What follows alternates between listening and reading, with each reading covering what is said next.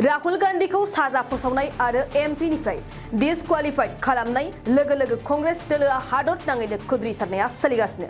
दिनै क'क्राझार सहरनि गथ'सा पार्कआव कांग्रेस दोलोआ राहुल गांधीनि थार बिजिरनाय नागिरनानै सत्यग्रह हाबाफारि लायो। बे सत्यग्रहआवनो दोलोनि गोबां सोद्रोमाफोरजों लोगोसे आसाम प्रदेश कांग्रेस कमिटिनि गाहाय नेतानि गर्जन मोसाहारियाबो बाहागो लायो।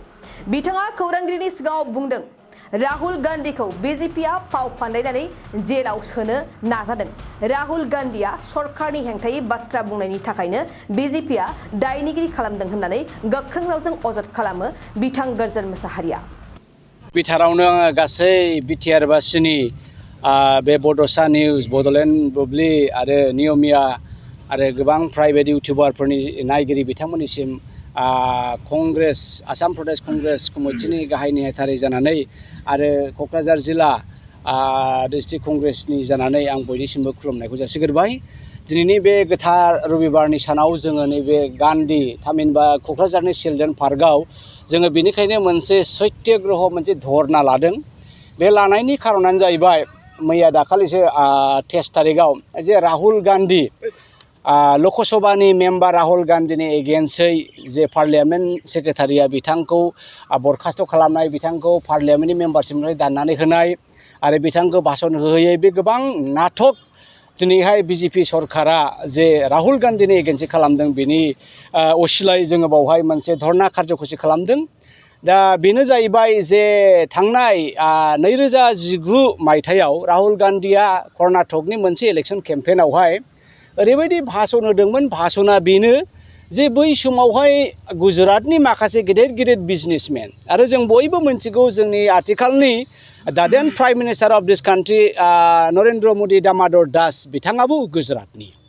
दा बेखायनो बुंदोंमोन जे राहुल गांधीया नायदो सोरबा नीरव मदि, सोरबा ललित मदि, सोरबा उमुक चक्सी, उमुक गासिबो जे कौटि कौटि फैसा भारतनि फैसाखौहाय लानानै गुबुन देशआव बिजनेस मावहैनायफ्रा गासिबो बे मदि गोजा। दा राहुल गांधीया बेखौसो बुंनो नागिरदों जे भारतनि गिलौ बालौ थाखा फैसाखौ, अबेबा एसबिआइनि फैसाखौ, बबेबा एलआइसिनि फैसाखौ रायजो राजा आबादारिफ्रा, गरिब दुखियाफ्रा थाइसे थाइनै जमा जाथों होननानै बेंकआव ज' दोनो। दा बे ज' फैसाखौ बिथाङा सोरबा मुदिफोरनो, मुदि ग्रुपनो राननानै होयो, थांदो बिजनेस खालामहैदो। दा बावहाय बिथाङा बेखौनो बुंनो नागिरदोंमोन जे भारतआव हाजार हाजार कौटि कौटि लाइमोनफोर दङ जायफ्रा साख्रि बाख्रि गैया आरो जायफ्रा बिजनेस फिसा फिसौ मावनोबो थाखा फैसा गैया। बे थाखा फैसाखौ कौटि कौटि, हाजार कौटि, लाख कौटि फैसाखौहाय सोरबा नीरव मदि, सोरबा ललित मदि, सोरबा उमुक चक्सी, सोरबा उमुकनो हरजोबाबालानो, सानै साथामसोल' मदिनो हराबालानो गासै भारतनि लाइमोनफोरनो जुदि राननानै होयोबा सोरबाया साख्रि मोनगोन, सोरबाया बेजों बेबसा मावनानै जागोन। दा बेखौनो उसिला लानानै बिथाङा माबे नरेन्द्र मदिया गुजरातनि मुदि मानिखौनो सिखाव खालामजोबसिगोन नामा? दा बे बाथ्राखौसो होनदोंमोन। बेखौनो दिनै बिजेपिया बिराद मोनसे रोखोमनि खैसार फाननानै मानहानि केस होदों आरो मा गुजरातनिफ्राय। बोसोरनै बिथाङा जेल जानांगौ, बे मोनसे आथिखालनि कर्टनि मोनसे बिथोन। दा बे बिथोनखौ जोङो कंग्रेसआ गासै भारतनि सुबुंफोरा मोजां मोनाखै। जे बेबायदि गणतन्त्रआवहाय, डेम'क्रेटिक हादोरावहाय रायजो राजानि थाखाय, रायजो राजाजों खुंजानाय आरो रायजो राजानि बे हादोरावहाय सरकारा जेखौ गोसो बेखौ मानो मावदों? दा बेखौनो उसिला लानानै राहुल गांधीया दाखालिसो पार्लियामेन्टआव मोनसे सोंलु नागिरदोंमोन जे 20,000 कौटिखौहाय अर्थात 3 मिलियन क्रर फैसाखौहाय नोंथाङा बबाव गारहैखो? बे फैसाखौ मानो आदानिनि पकेटाव हरजोबखो? बे उमुक सेल्स कम्पानिया मानो आदानिनि आखायाव गोग्लैखो? गुबुन मानसि गैयामोन नामा? एफा बुरजा फैसाखौहाय बिनि थट बिटखौहाय नरेन्द्र मदिनाव सोंनोल' नागिरदोंमोन राहुल गांधीया, बे खोथाखौ सोंहोआखिसै। दा बे खोथाखौ सोंहोआखिसै खारन नरेन्द्र मदिया दिनैसो सिनायदों जे राहुल गांधीया पाप्पु नङा। राहुल गांधीया सासे उन्दै देरफुनाय गथ' नङा। बिथाङा सासे लाइमोन राफोद कन्याकुमारिनिफ्राय काश्मीरसिम मास मोनथाम, 3.5 मास बिथाङा सानफ्रोमबो पादयात्रा खालामनायाव हाजार हाजार, लाख लाख इन्डियानफोरखौ दैदेननो हानाय सासे दैदेनगिरि दिनै बिथांखौ सिनायबाय। दा बेखायनो बिथाङा गिदों राहुल गांधीया आरोबा मा सोंबावगोन?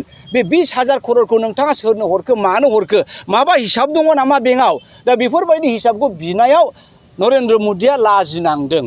दा बे लाजिनांनायखायनो बे सानबाय मा जे राहुल गान्धीखौ जों बेबायदि उदां आखाइजों हगारनाया जानाय नंला बिथांखौ नाथार होनांसिगोन थारमाने गणतन्त्रखौ नाथार होसिगोन भारतनि संबिधानखौ मख' बुंनायाव बिथाङा लाजिनांबाय जे गाव सासे गोरोन्थि लामाजों भारत हादरखौ दैदेनदों दा बेफोरबायदि खोथाखौ हजम खालामनो हायियाव दिनै बिजेपिआ आरएसएसआ नरेन्द्र मदि बिथाङा राहुल गान्धीखौहाय जेलाव जोबनो नाजादों आरो मा बेनिनो एगेन्स्टै दिनै कंग्रेसआ क'क्राझार जिल्लानि कंग्रेसआ ज' जानानै जोङो हेंथा खालामदों। दख'ना जि जोम गाननो मोजां मोनग्रा बर' हौवा हिन्जावफोरनि थाखाय मोनसे जोबोरैनो गोजोनथाव खौरां। F&F क्लथिं गलाया फैगौ बैसागु फोरबोनि थाखाय समायना रमायना दख'ना जोमग्रा सादोर ब्लाउज आरो हौवाफोरनि थाखाय आर'नाइ गामसा शार्ट बायदि रोखोमनि गानग्रा जि जोमखौ नोंथांमोननि थाखाय लानानै फैदों। बेजों लोगोसेयैनो बर'नि जुलियाव नांगौ जानाय हौवा हिन्जाव गोदाननि गासै गानग्रा जोमग्राफोरखौबो बे गलायाव मोनगोन। गसाइगाव टाउनजों नांजाबनाय राजापारानि गार्लस स्कुलनि अपोजिटआव थानाय F&F क्लथिं गलायाव बर'नि गाब गोनां समायना रमायना ड्रेसफोरखौ गोसोनि लुबैनाय बायदि मोननो हागोन। लोगोसेयैनो गोसो गुदुं सुबुंफ्रा गावनि मोजां मोननाय ड्रेसफोरखौ F&F क्लथिं गलायाव जायखिजाया सानावनो लांफैनो हागोन। नोंथांमोना F&F क्लथिं गलायाव जि जोम आर'नाइ आरो गानग्रा ड्रेसफोरखौ लांफैनोब्ला नैबे मबाइल नम्बर 8472858324 आव थोंजों खौरां लाहरनो हागोन।